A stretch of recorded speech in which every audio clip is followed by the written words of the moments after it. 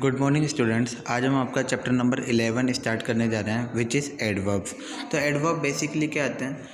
Adverbs होते हैं ऐसे group of words which qualify और add the meaning of verb.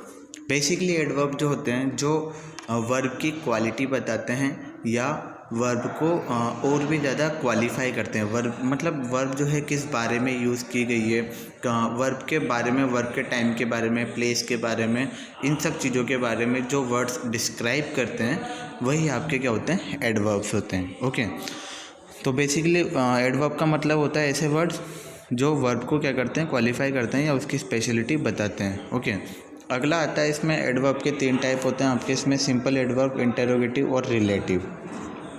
इसमें देख सकते हो आप एडवर्ब के 3 टाइप होते हैं। एक होता है सिंपल, दूसरा इंटरोगेटिव, तीसरा होता है relative.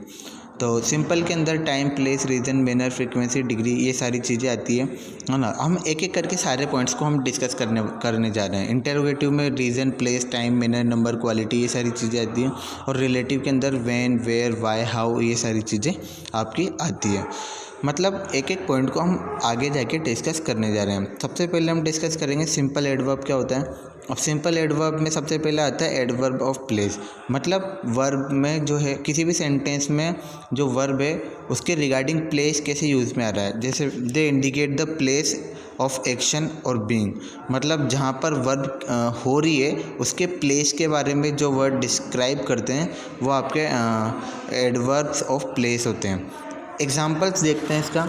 Air is present everywhere on the earth. तो यहाँ ब्लू के अंदर देख सकते हो आप जो है एवरीवेयर जो है यहाँ ये आपका क्या है? एडवर्ब ऑफ प्लेस है, क्योंकि ये प्लेस को बता रहा है। और पहला जो सेंटेंस है आपका वो है air is present everywhere on the earth. तो एयर इज़ प्रेजेंट, ये यहाँ पर जो प्रेजेंट जो है ये आपका क्या है? वर्ब है। और ये एयर इज़ प्रेजेंट, प्रेजेंट मतलब वर्ब, और जो है कहाँ? हवा जो है सब जगह उपस्थित है अर्थ पर, तो सब जगह ये क्या हो जाएगा? आपका एडवर्ब हो जाएगा। अगला एग्जांपल देखते हैं। A fast moving car mowed an old man down. तो a fast moving car mowed an old man down. तो यहाँ पर कार जो यहाँ वर्ब क्या होगी? मूविंग होगी। वर्ब क्या है? मूविंग आपकी। अब कार कहाँ जा रही है? नीचे की तरफ जा रही है, तो डाउन क्या हो जाएगा? आपका एडवर्ब ऑफ प्लेस हो जाएगा। नेक्स्ट एग्जांपल देखते हैं। Birds sing in the trees in the morning. तो सिंग क्या है? आपका एडवर्ब।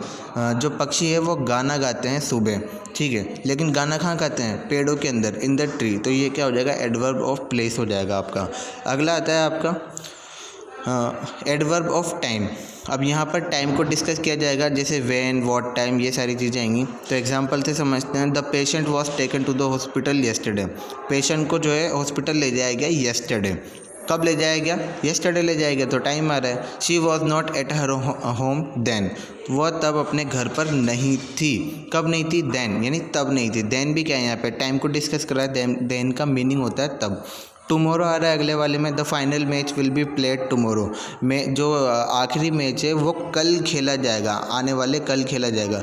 तो मैच खेला जाएगा है ना। तो विल बी प्लेड, प्लेड जो है आपकी वर्ब है। और इसका जो है इसके टाइम के बारे में कब बताया गया है? टुमारो के अंदर बताया गया, तो एडवर्ब ऑफ टाइम हो जाएगा आपका। ओके, अगला है आपका my friend will come to meet me in the morning. ये मॉर्निंग क्या हो जाएगा? एडवर्ब ऑफ टाइम हो जाएगा आपका। अगला आता है आपका एडवर्ब ऑफ रीजन, जिसमें किसी रीज़न को डिस्कस किया गया है। जैसे you have ate therefore you will be penalised. मतलब तुमने गलती की है इसलिए, देयरफॉर का मतलब इसलिए यू विल बी पेनलाइज्ड। तो देयरफॉर जो है यहाँ रीज़न बता रहा है, तो देयरफॉर आपका क्या हो जाएगा? Adverb of reason. अगला आता है आपका एडवर्ब ऑफ मैनर। मतलब यहाँ पर कोई काम, कोई एक्शन जो है, कोई वर्ब किस तरीके से की गई है वो चीज़ के बारे में डिस्कस किया गया है। जैसे we received the guest warmly. तो हमने जो है गेस्ट को वार्मली रिसीव करा हमने, या फिर जो है गेस्ट का बहुत ही ज़्यादा वार्मली वेलकम किया। तो हमने वेलकम कैसे किया? वार्मली। किस तरीके से वर्ब को परफॉर्म करा? वार्मली। तो ये आ जाएगा एडवर्ब ऑफ मैनर। अगला all should strongly support freedom of expression. तो हमें फ्रीडम ऑफ एक्सप्रेशन को सपोर्ट करना चाहिए। कैसे सपोर्ट करना चाहिए? स्ट्रांगली सपोर्ट करना चाहिए। तो ये भी क्या हो जाएगा? एडवर्ब ऑफ मैनर हो जाएगा आपका। एडवर्ब ऑफ फ्रीक्वेंसी क्या होता है? They tell us how frequently और how often an action takes place. मतलब फ्रीक्वेंसी का मतलब कोई काम कितनी बार होता है, किसी पर्टिकुलर टाइम में कितनी बार होता है, तो वो फ्रीक्वेंसी को डिनोट करता है। Example, usually I go the near by park for walking. Usually मतलब सामान्य में जो है पार्क में घूमने जाता हूँ। तो सामान्य मतलब वो डेली जाता है, कभी कभी भी जा सकता है। तो टाइम फ्रीक्वेंसी बता रहा है कितनी बार जाते हैं। अगला जैसे इसी में एग्जांपल देखते हैं। Savita sometimes takes the bus to school. सविता कभी कभी स्कूल के लिए क्या ले लेती है? बस ले लेती है। समटाइम्स मतलब फ्रीक्वेंसी बता रहा है टाइम की, कभी कभी, जरूरी नहीं है रोज ले। फ्रीक्वेंसी मतलब एक गैप लेके फिर अगली बार अटेम्प्ट करना, इस तरीके से। ओके, अगला adverb of degree. They explain the extent और degree to which something is done. मतलब जो काम है वो कितना किया गया है उस चीज़ को डिनोट करते हैं। जैसे the floor has been wiped completely dry.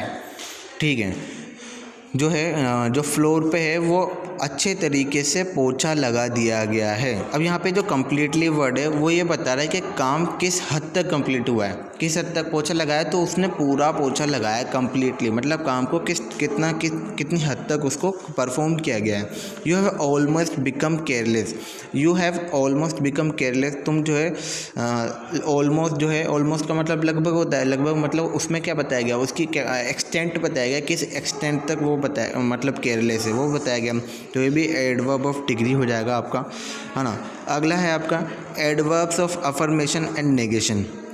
Affirmation and negation का मतलब होता है इसमें जहाँ यस और नो दिख जाए वहाँ पर आपको ये एडवर्ब ऑफ अफर्मेशन और नेगेशन लगाना है। जैसे example, yes you can use my mobile, तो यहाँ पे यस हो जाएगा adverb of affirmation. No I can not lend you my notebook, मैं तुम्हें अपनी नोटबुक उधार नहीं दे सकता। तो नो जो है आपका यहाँ पे एडवर्ब ऑफ अफर्मेशन हो जाएगा। अगला आता है आपका इसमें इंटेरोगेटिव एडवर्ब। क्या होते हैं आपका? इंटेरोगेटिव वही जिसमें WH वर्ड्स यूज़ में आते हैं, है ना। क्वेश्चंस को पूछा जाता है। जैसे इसमें when do you go for your coaching classes, तो यहाँ पे क्वेश्चंस को पूछा जाता है, वहाँ एडवर्ब इंटेरोगेटिव आता है आपका। अगला आता है इसमें, ये एग्जांपल्स आप पढ़ना, जैसे when do you go for your coaching classes, where would you stay at Shimla, how will you be able to solve the problem. तो व्हेन, वेयर, हाउ, व्हाट, तो ये सारी चीज़ें क्या है? आपका इंटेरोगेटिव एडवर्ब है। अगला आता है इसके अंदर आपका रिलेटिव एडवर्ब। क्या होते हैं? रिलेटिव एडवर्ब का मतलब होता है इसमें दो सेंटेंस जो हैं आपस में एक दूसरे से कनेक्ट रहेंगे, और ये कनेक्ट होके मतलब एक आगे एक सेंटेंस दिया जाएगा, फिर पीछे एक सेंटेंस दिया जाएगा, फिर ये कनेक्ट किसी पर्टिकुलर वर्ड से रहेंगे, है ना। ज़्यादातर ये WH वर्ड से कनेक्ट रहते हैं।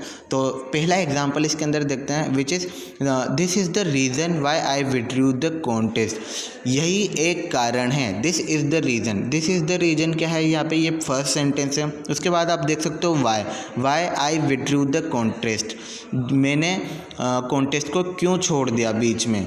तो यही रीज़न है क्यों, जिससे मैंने इस कॉन्टेस्ट को बीच में ही छोड़ दिया। तो वाई आपका क्या है? इन दोनों सेंटेंस को कनेक्ट कर रहा है। तो यहाँ पर ये कनेक्ट, देखो WH वर्ड तो है, इसको इंटेरोगेटिव में मत डाल देना, क्योंकि यहाँ पे ये क्वेश्चन को नहीं पूछ रहा है। यहाँ पर ये दो सेंटेंस को कनेक्ट करने की कोशिश कर रहे हैं।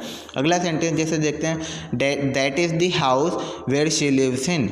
वो घर है जहाँ पर वो रहती है। दैट इज़ द हाउस मतलब यह घर है, एक ये है, और शी लिव्स इन वह अंदर रहती है। तो दोनों सेंटेंस को कनेक्ट कौन कर रहा है? वेयर। ठीक है, तो ये रिलेटिव एडवर्ब हो जाएगा। अब कुछ एडवर्ब्स को आप खुद अपने तरीके से भी फॉर्म कर सकते हो। कुछ आपने सुना भी होगा कई सारे ऐसे वर्ड्स। तो फॉर्मेशन कैसे किया जाता है? फॉर्मेशन मतलब एडवर्ब को खुद बनाना। वो कैसे करते हैं वो हम एग्जांपल देखते हैं। जैसे फर्स्ट इसमें, some adverbs can be formed by adding ly। Mostly adverb जो आप देखोगे वो ly करके लगी हुई रहती है। जैसे इसमें ब्रेव में अगर आप ly जोड़ दोगे तो वो हो जाएगा ब्रेवली। ग्रेट में ly जोड़ दोगे तो ग्रेटली। सॉफ्ट में ly जोड़ दोगे सॉफ्टली। अगला आता है participles can be suffixed by ly। तो ly भी जो है आप इसमें नीच में भी जो है आप पार्टिसिपल्स में ly जोड़ दोगे। जैसे डेयरिंग, डेयरिंगली। डिक्रीजिंग मतलब ऐसे वर्ड जिनमें ing लग रहा है ना, उसके अंदर भी आप ly इसमें जोड़ सकते हो। ठीक है, अगला आता है आपका when an adjective ends in y, अगर कोई एडजेक्टिव है वो वाई से एंड हो रहा है तो उसमें भी आप क्या कर सकते हो, एल वाई आप लगा सकते हो। जैसे लकी, LUCK वाई आप देख रहे हो, वाई के अंदर एल वाई जुड़ा तो लकीली, हैप्पीली, हैवीली, रीडीली, ठीक है। तो ये इस तरीके से। अब जो है एबल के अंदर भी एल वाई जोड़ दिया, एबली, सिंगरली, ठीक है, हम्बली, टेरिबली, ठीक है। तो ये सारी चीज़ें आपको याद रखनी है। Nouns along with their qualifying words combine to form other words. अब दो जो है नाउन को जोड़ के एक पर्टिकुलर वर्ड बना दिया गया है, ठीक है। अब जैसे मीन टाइम, मीन अलग वर्ड होता है, टाइम अलग वर्ड होता है, दोनों को मिला देंगे एक नया वर्ड बन जाएगा मीन टाइम। अदरवाइज, अदर एक अलग वर्ड होता है, वाइज एक अलग वर्ड होता है ना। वाइज यहाँ पर एडवर्ब है, अदर आपका नाउन है, ओके। तो यहाँ पर जो है आपका जो टाइम जो है नाउन है और मीन आपका एडवर्ब है। तो एक नाउन और एक एडवर्ब को मिला के भी आप क्या बना सकते हो, आप एक पर्टिकुलर एडवर्ब बना सकते हो, जैसे मीन टाइम और अदरवाइज है आपका, ओके। अगला आता है आपका, हाँ ये फॉर्मेशन हो गया। एंड लास्ट है आपका जैसे सम टाइम्स टू नाइट, ठीक है। अगला है आपका by compounding the other words with preposition. अब इसमें कई बार आप जो है कुछ वर्ड्स जो है प्रीपोजिशन ऐड करके बना सकते हो। जैसे हेयर आपका वर्ड है और उसमें इन प्रीपोजिशन आपने जोड़ दिया तो क्या बना, हेयर इन, ठीक है। देयर फोर, तो ये आपका जो फोर है आपका ये क्या है, प्रीपोजिशन है, और देयर एक प्लेस का नाम है तो देयर फोर बन जाएगा वेयर टू। तो ये कुछ चीज़ें आपको याद रखनी है इसके अंदर, फॉर्मेशन के अंदर। बाकी ये चैप्टर आपका ख़त्म होता है, ठीक है। इसका जो है बुक वर्क आप करने की कोशिश कीजिएगा, नहीं होगा तो मैं बताऊँगा, ठीक है। Thank you so much.